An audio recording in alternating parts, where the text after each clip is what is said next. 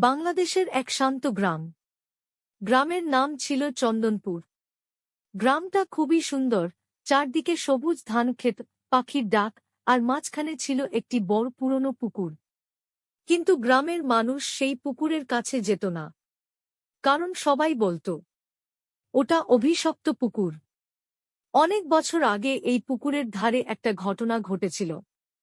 সেই ঘটনা আজও গ্রামের মানুষ ভুলতে পারেনি। অনেক বছর আগে এই গ্রামে থাকত এক গরিব মেয়ে। তার নাম ছিল মালতী। মালতী ছিল খুব সুন্দর আর শান্ত স্বভাবের মেয়ে। কিন্তু গ্রামের কিছু খারাপ মানুষ তাকে নিয়ে মিথ্যা অপবাদ দিল। গ্রামের লোকেরা না শুনেই মালতীকে দোষী মনে করল। সবাই তাকে অপমান করল। এক রাতে কান্না করতে করতে মালতী এই পুকুরের ধারে এসে দাঁড়াল। সে আকাশের দিকে তাকিয়ে বলল, আমি যদি নির্দোষ হই, তাহলে এই অন্যায়ের বিচার একদিন হবেই। এই কথা বলে মালতী পুকুরে ঝাঁপ দিল। পরদিন সকালে মানুষ তার মৃতদেহ পুকুরে ভাসতে দেখল। সেদিন থেকে গ্রামের মানুষ বলতে শুরু করল, মালতীর আত্মা এই পুকুরে ঘুরে বেড়ায়। তারপর থেকে অদ্ভুত ঘটনা ঘটতে লাগল। রাতে পুকুরের পাশে কেউ গেলে পানির মধ্যে কান্নার শব্দ শুনতে পেত। কখনো কখনো দেখা যেত পুকুরের ধারে এক সাদা কাপড়া মেয়ে দাঁড়িয়ে আছে। লোকেরা কাছে গেলেই সে অদৃশ্য হয়ে যেত। ভয়ে কেউ আর রাতে ওই পথে যেত না। অনেক বছর পর একদিন শহর থেকে দুই বন্ধু গ্রামে বেড়াতে এলো। তাদের নাম ছিল রাশেদ আর সুমন। গ্রামের লোকেরা তাদের পুকুরের গল্প বলল, কিন্তু তারা এসব বিশ্বাস করল না।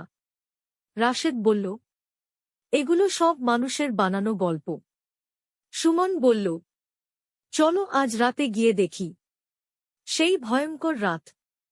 সেদিন রাত 12টার দিকে তারা পুকুরের দিকে গেল। চারদিকে অন্ধকার, ঝিঝি পোকার ডাক, আর হালকা ঠান্ডা বাতাস। হঠাৎ তারা শুনতে পেল কেউ যেন কাঁদছে। সুমন ভয় পেয়ে বলল, রাশেদ, চল ফিরে যাই। কিন্তু রাশেদ বলল, না, দেখি তো। ঠিক তখন তারা দেখল পুকুরের ধারে একটা মেয়ে দাঁড়িয়ে আছে। তার গায়ে সাদা কাপড়, চুল এলোমেলো।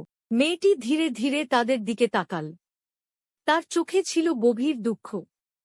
হঠাৎ সে বলল, তোমরা কি আমার সত্য জানবে? রাশেদ ও সুমন ভয়ে কাঁপতে লাগল। সত্য প্রকাশ। মেয়েটি বলল, আমি মালতী। আমাকে অন্যায়ভাবে দোষী করা হয়েছিল। কেউ আমার কথা শোনেনি।